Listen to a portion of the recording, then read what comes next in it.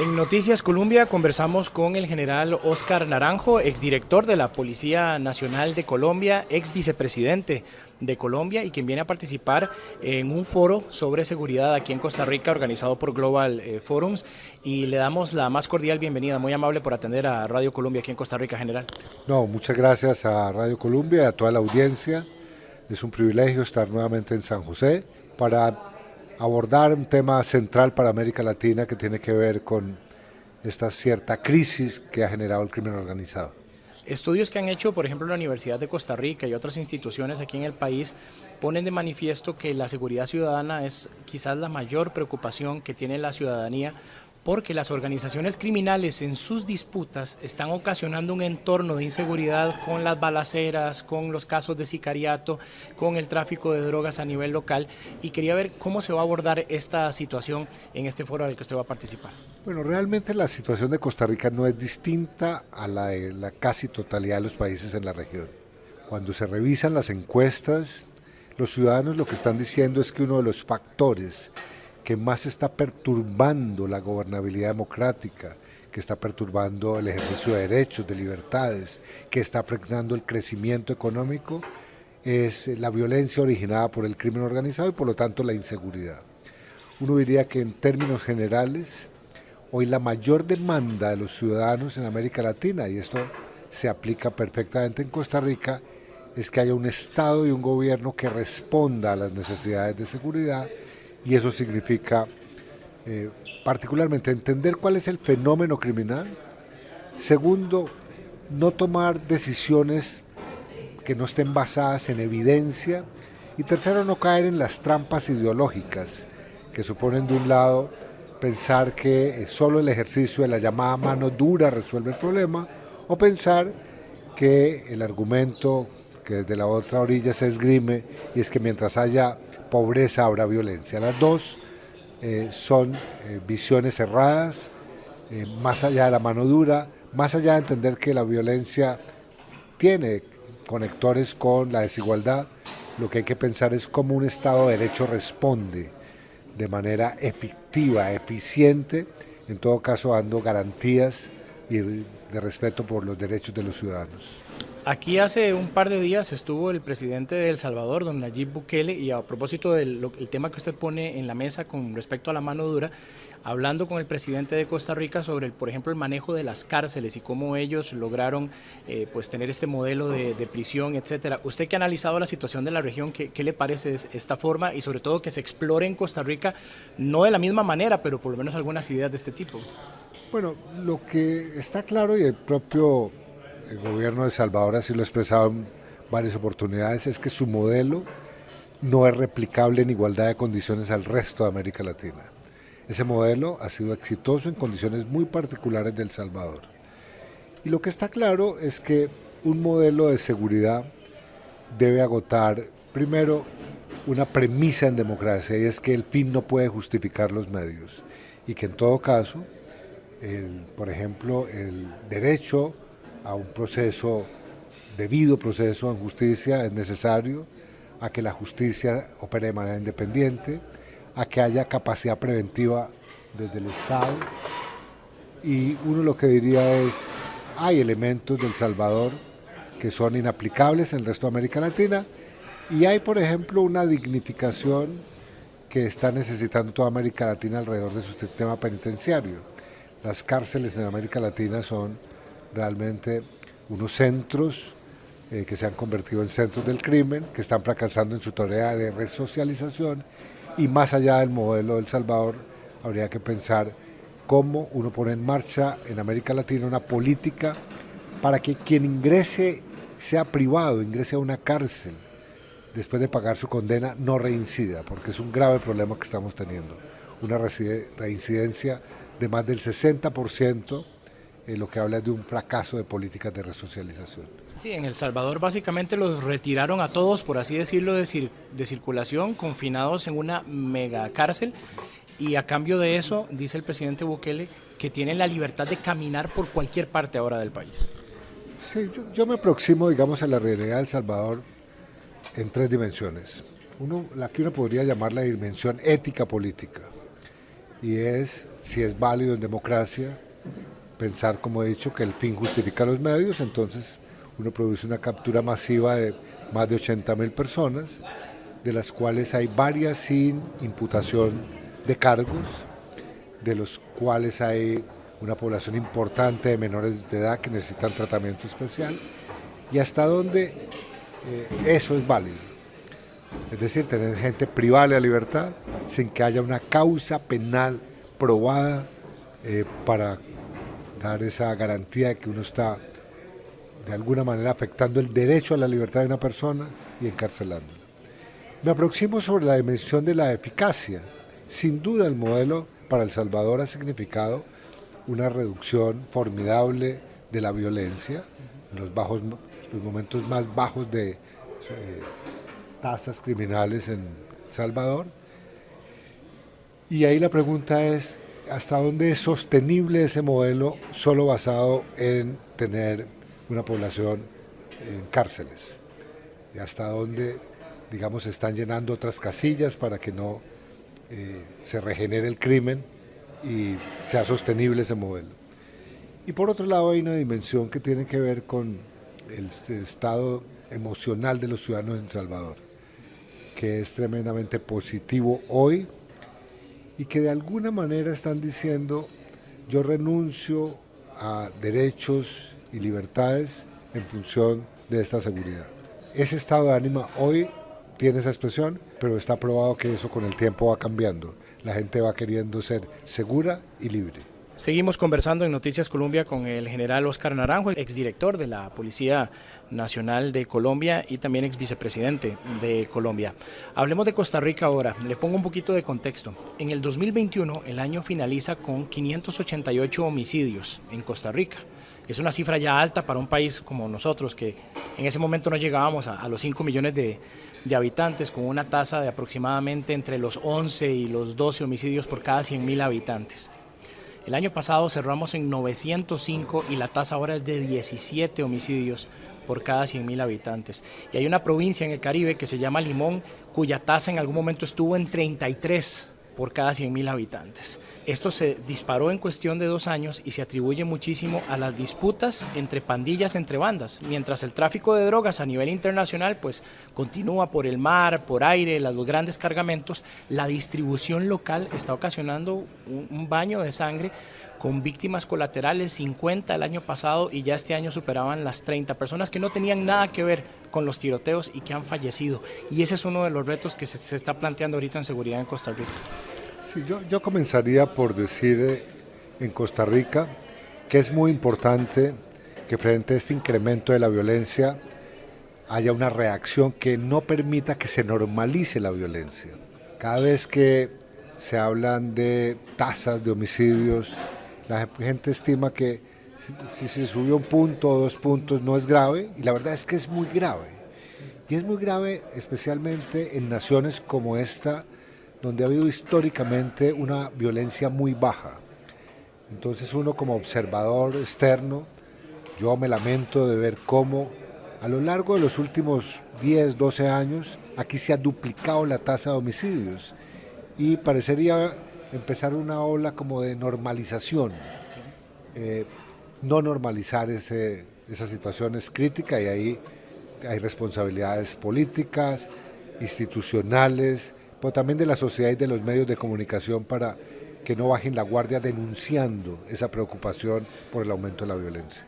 2, creo que evidentemente las causales de esa violencia están muy asociadas a lo que en América Latina se denomina el narcomenudeo, es decir, distribución de droga en las calles, sobre la base de que en América Latina ya no somos países productores y de tránsito, sino que también somos países consumidores.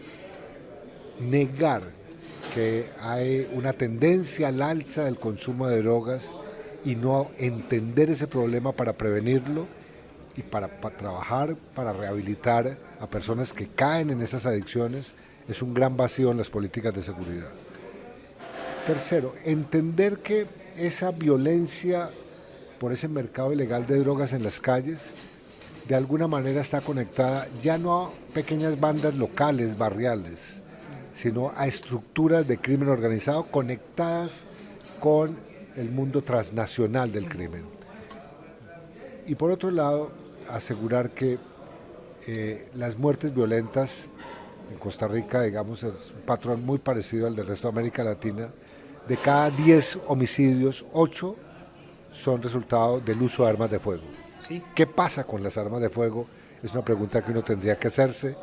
¿Por dónde están ingresando? ¿Cuál es ese tráfico de armas ilegales? O bien, ¿de qué manera las armas autorizadas por el Estado se están usando de manera colateral con el crimen? General, perdón, los decomisos son de AR-15, de UCI, de mini UCI, de AK-47, armas que disparan en ráfaga que ni siquiera tiene la policía de aquí, porque no se autoriza el disparo en ráfaga para la policía. Sí, como dije antes, América Latina enfrenta la más grave crisis de crimen organizado. Se han llegado a inventariar en los últimos 2 años por lo menos 780 organizaciones que producen impactos estructurales de violencia, asociadas a un portafolio criminal ya no solamente de narcotráfico a gran escala, sino por ejemplo del narcomenudeo, pero también de la extorsión. Buena parte de los homicidios que se están dando en América Latina tienen que ver con el cobro de cuentas a víctimas de extorsión. Ahí hay otro portafolio criminal. Está el portafolio también de los migrantes. Nunca en la región habíamos tenido tal volumen de migrantes transitando de sur a norte para llegar a frontera con Estados Unidos en cantidades verdaderamente alarmantes. Son miles y miles de migrantes ilegales que normalmente son movilizados por estructuras de crimen que muchas veces asesinan a esos migrantes por no pagar la cuota de tránsito, o que simplemente en la disputa por ver quién los controla generan esa cadena de muertes. Entonces digo, las razones de la violencia es multicausal y en todo caso hay que verla bajo el prisma del crimen organizado. Me gustaría una referencia suya con respecto a que se involucra ahora a personas menores de edad en estos grupos. Los están usando como gatilleros. Hay autoridades judiciales que no los consideran sicarios porque consideran que el término sicario involucra cierto tipo hasta de profesionalización criminal. Son jóvenes que disparan, incluso hay un término muy tico que decimos a lo loco. Están en las motocicletas y jóvenes de 17, 16 años, incluso cuyas vidas dentro de la organización a veces tienen un ciclo de apenas 2 o 3 años porque después de que matan, los asesinan. Y es una de las grandes preocupaciones que hay aquí en este momento. Sí, el reclutamiento de menores realmente es como una tragedia de la sociedad y es un fracaso, digo yo, de la política. Cuando un joven de 14, 16, 15 años resuelve que su única manera de ser exitosa en la vida es vincularse y seguir los pasos de un criminal, estamos frente a un fracaso de la sociedad en todos los órdenes. Está fallando el sistema educativo, está fallando el valor al interior de las familias, está fallando el Estado en la protección de sus menores y en general estamos de alguna manera generando una cultura de desesperanza. Cuando uno habla con un joven que ha asesinado, en algunos sitios los llaman sicarios, esos jóvenes en entrevistas que yo tuve en el pasado con ellos me decían, mire mi general, yo prefiero morirme temprano en la vida que ver sufrir a mi mamá más y por lo tanto estoy dispuesto a que me maten.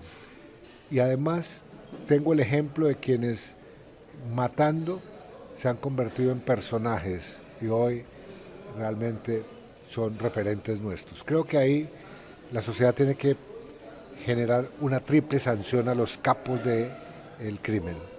Hay una sanción que evidentemente tiene que ser judicial, no se puede permitir la impunidad.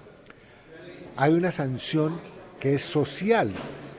A mí me aterra ver cómo en muchos países de América Latina los narcotraficantes todavía deslumbran con su poder y su riqueza y cuando llegan a comprar vehículos de alta gama, departamentos lujosos, hay vendedores que realmente se sienten orgullosos de vender esos productos, no importa a qué personaje sea.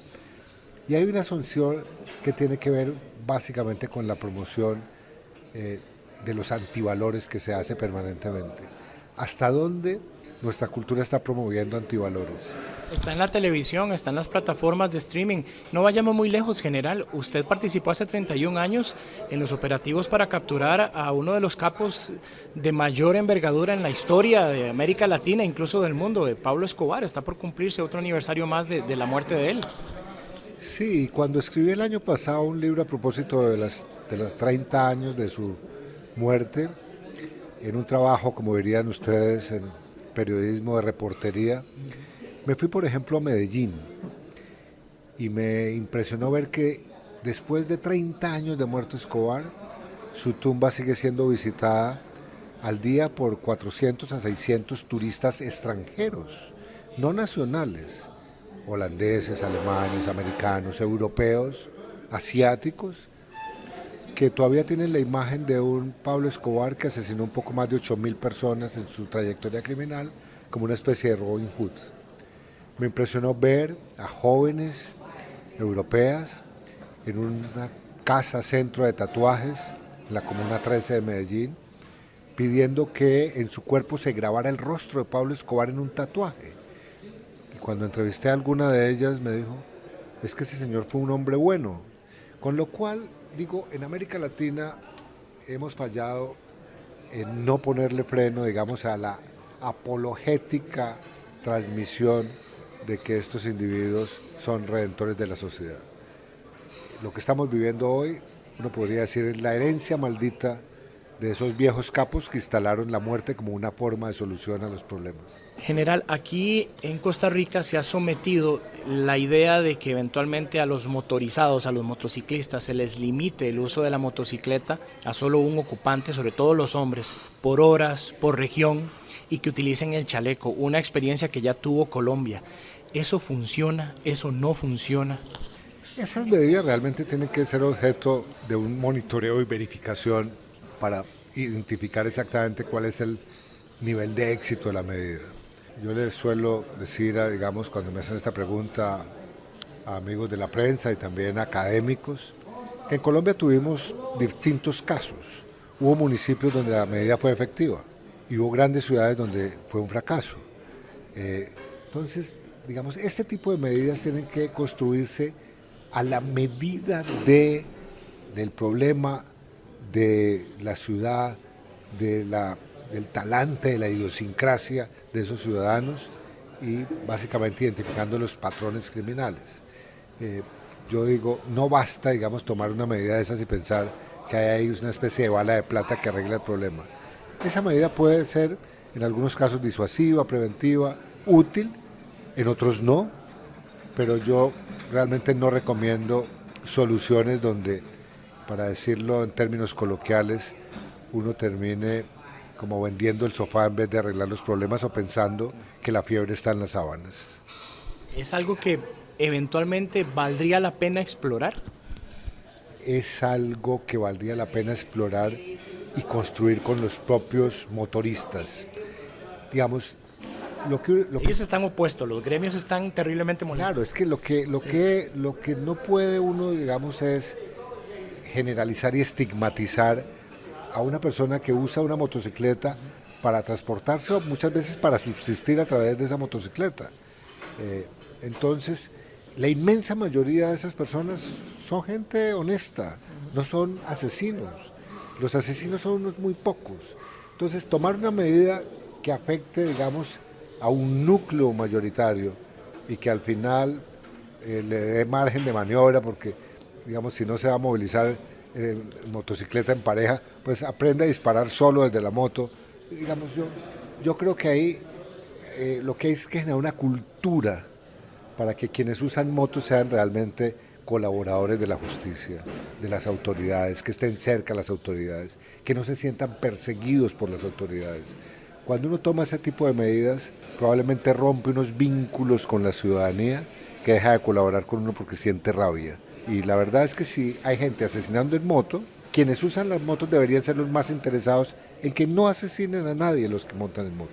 Estamos entrando en la recta final de esta conversación con el general Óscar Naranjo, que fue director de la Policía Nacional de Colombia y también vicepresidente de la República de Colombia. Hablando de eso, de la parte política general, en Costa Rica se ha acostumbrado recientemente a que los gobiernos, el Poder Ejecutivo, incorpora personas que vienen del Poder Judicial o de otras áreas policiales para que sirvan en el Ejecutivo en cuanto a las estrategias de seguridad, y vemos fiscales que están asistiendo al Ministerio de Seguridad Pública o un policía que eventualmente es ministro de Seguridad Pública. Usted pasó también a esta parte política. ¿Cómo fue su experiencia? ¿Se logra hacer esta combinación? ¿Resulta? Bueno, tengo que comenzar por precisar que yo terminé siendo vicepresidente de Colombia por una circunstancia especial, donde el vicepresidente en ejercicio se retiró año y medio antes de terminar su mandato para ir a la política, y por lo tanto yo, sin hacer campaña política, sin pertenecer a un partido político, sin ser militante político, fui propuesto por el presidente para que el Congreso tomara esa decisión y me designara vicepresidente. Entonces, en términos estrictos, debo aclarar que yo nunca he participado de procesos electorales. No soy, como he dicho, un ser electoral y político en ese sentido, lo cual no quiere decir que, además de haber sido oficial de policía por 36 años, tenga una vocación de servicio público, digamos, para servirle a mi país. Yo lo que estimo es que los ministerios de seguridad o los responsables de seguridad, especialmente desde el Ejecutivo, deben acreditar una trayectoria de conocimiento y de experiencia sobre ese tema. Lo que sería muy desafortunado, como lo veo a veces en algunos países, es una improvisación total, pensando que, por ejemplo, un empresario o un académico que nunca estuvo en ese mundo de la seguridad, de la convivencia, del conocimiento criminológico, de lo que significa una amenaza delictual, pues ocupe de sus cargos. Lo cual no quiere decir que no lo hagan bien. Lo que quiero decir es que se necesita un cierto experticia, se necesita, digamos, un conocimiento mínimo. Y lo otro que noto es que las llamadas puertas giratorias, donde hay funcionarios que van por el Poder Judicial y luego pasan al Ejecutivo y luego terminan en el órgano legislativo, en el Congreso, a veces confunden a los ciudadanos. Y la verdad creo que es un tema como de roles, es un tema donde la seguridad que reciba la ciudadanía de que al frente de una tarea tan importante como la seguridad hay alguien que conoce el tema, que tiene trayectoria en el tema, que se rodea de expertos, no solamente operacionales, sino académicos sobre el tema, es vital.